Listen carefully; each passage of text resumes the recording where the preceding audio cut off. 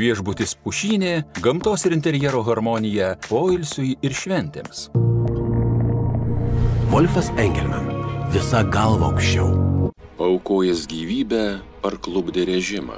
Ant Amerikos prezidento vizito, pirmo vizito į Sovietų sąjungą, toks akibrokštas. Žmogaus egzistencijos paieškos totalitarinėje visuomenėje. Skaitau jo tą rašinį, net nežinau ką pasakyti. Ir lieka man tik tai du keliai. Vienas kelias kažkur ar panirti į bangas, o kitas kelias nusipirkti kažkokius markės benzino ir užsipilti.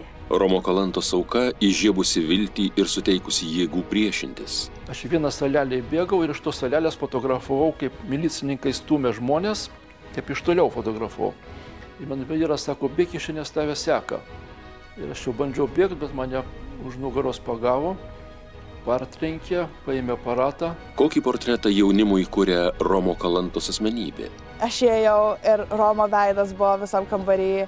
Ir tai buvo kažkas tokio, wow, kad suprasti, kad tokio masto dalykas tai buvo. Vienintelis nepripažinęs savo kaltės sovietų sistemoje, liko ir mūsų neįvertintas. Vytautas Kaladė, kuris vis dėlto, jeigu ne jo asmenybė, aš galiu pasakyti tiesiai šviesiai, mes jokių Kauno įvykių neturėtumėm. Apie vaikiną be titulų, skaičiusi Šapokos istoriją, išpranašavusi Lietuvos laisvę, istorinės dokumentikos laidų cikle Priešaušrio Lietuva, gruodžio 18 sekmadienį per Info TV.